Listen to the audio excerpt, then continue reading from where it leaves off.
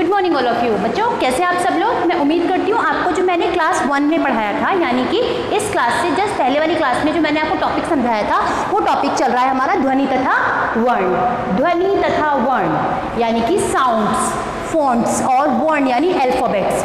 ध्वनि तथा वर्ण टॉपिक के अंतर्गत हमने हमारी प्रीवियस क्लास में पढ़ा था कि किस प्रकार से स्वर व्यंजनों को सहायता देते हैं, और जब स्वर व्यंजनों को सहायता देते हैं तो वहाँ पर किस प्रकार से शब्दों का, किस प्रकार से वहाँ पर जो है शब्दों का निर्माण होता है। शब्दों के निर्माण में किसकी आवश्यकता बताई थी बच्चों? शब्दों के निर्माण में आवश्यकता होती है स्वर और व्यंजनों की। स्वर और व्यंजन ये हिंदी वर्णमाला के दो प्रमुख भाग हैं। स्वर और व्यंजन हिंदी वर्णमाला के दो प्रमुख भाग हैं। स्वरों का उच्चारण करते समय मुख से, स्वरों का उच्चारण करते समय मुख से जो है रुकावट, किसी तरीके की कोई भी रुकावट पैदा नहीं होती स्वरों का उच्चारण करते समय, जबकि व्यंजन का उच्चारण करते समय मुख से रुकावट उत्पन्न होती है। अ, आ, ई, उ, री, ए, ऐ, ओ, औ, अंग, अह। यहाँ पर अ से लेकर अह तक जब मैं उच्चारण कर रही हूँ तो वहाँ किसी भी तरीके की कोई भी रुकावट नहीं है, जबकि इसी के विपरीत क, ख, ग, घ, ण, च, छ, ज, झ, ञ, ट, ठ, ड, ढ, ण, त, थ, द, ध, न, प, फ, ब, भ, म।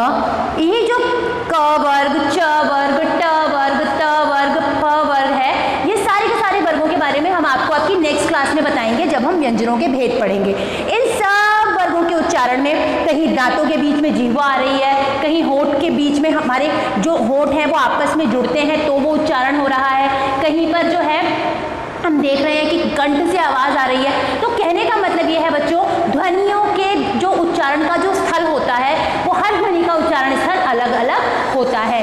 क से लेकर म तक ये 5 क वर्ग, च वर्ग, ट वर्ग, ट वर्ग और प वर्ग होते हैं। इन सभी का पांचवा वर्ण, इन सभी का पांचवा अल्फाबेट जो है वो क्या कहलाता है? वो पंचम वर्ण कहलाता है। आज की क्लास में हम पढ़ रहे हैं ध्वनियों का लिखित रूप क्या कहलाता है बच्चों? ध्वनियों को लिखने का तरीका। मौखिक रूप से जब हम बोलते हैं तो वो उच्चारण हो जाता है, पर मौखिक रूप से कही हुई बात इतनी ज्यादा ऑथेंटिक नहीं होती।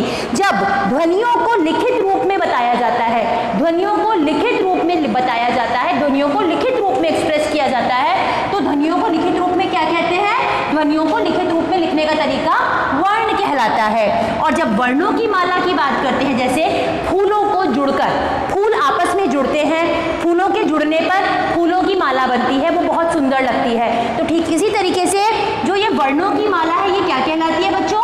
ये वर्णमाला कहलाती है। वर्णमाला में कुल मिलाकर 11 स्वर होते हैं। हिंदी में कितने स्वर होते हैं? 11। कौन कौन से? अ, आ, ई, उ, री, ए, ऐ, ओ और औ।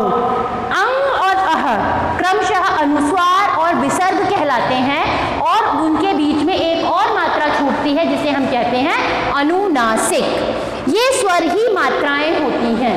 क्या होती है बच्चों? ये जो स्वर हैं ये ही मात्राएं होती हैं। जैसे अ, आ, छोटी ई, फिर बड़ी ई की मात्रा, फिर छोटा ऊ की मात्रा, फिर बड़ा ऊ की मात्रा, फिर री की मात्रा, फिर ए की मात्रा, ऐ की मात्रा, ओ की मात्रा, औ की मात्रा। अंग ये अनुस्वार होता है और अह विसर्ग होता है। यहाँ पर इन सारी मात्राओं के बारे में हम पढ़ेंगे। इसके बाद वर्णों का जो उच्चारण होता है वो डिफरेंट स्थल के आधार पर होता है। पर यहाँ जब हम बात करें तो व्यंजनों का जो उच्चारण है, व्यंजनों का उच्चारण बच्चों स्वतंत्र रूप से नहीं होता है। व्यंजन स्वतंत्र रूप से उच्चारित नहीं हो सकते, उन्हें किसी ना किसी तरीके से स्वर की सहायता आवश्यक होती है। आपको बच्चों ये भी बताना चाहूंगी मैं कि ये जो व्यंजन माला है, जो ये स्वरों की जो ये माला है पूरी की पूरी, मौखिक भाषा में जो ध्वनियों के लिखित चिन्ह होते हैं वो वर्ण कहलाते हैं, और बोलने से शब्दों की रचना का पता चलता है। तो आज बच्चों हम आज की क्लास के ऊपर फटाफट से रिवाइंड करते हैं कि हमने क्या क्या पढ़ा। आज की क्लास में हमने पढ़ा कि ध्वनियों का लिखित रूप क्या कहलाता है? वर्ण। और वर्णों की माला क्या कहलाती है बच्चों? वर्णमाला। कुल मिलाकर कितने स्वर होते हैं? कुल मिला मिलाकर 11 स्वर होते हैं। और स्वर ही क्या होती हैं बच्चों? स्वर ही मात्राएं होती हैं और व्यंजनों का उच्चारण स्वतंत्र रूप से नहीं होता। हर व्यंजन को उच्चारण करने के लिए स्वर की आवश्यकता होती है, यानी हर व्यंजन सबऑर्डिनेटिवली स्वर के साथ ही उच्चारित होता है। बिना स्वर के साथ के किसी भी व्यंजन को उच्चारित नहीं किया जा सकता।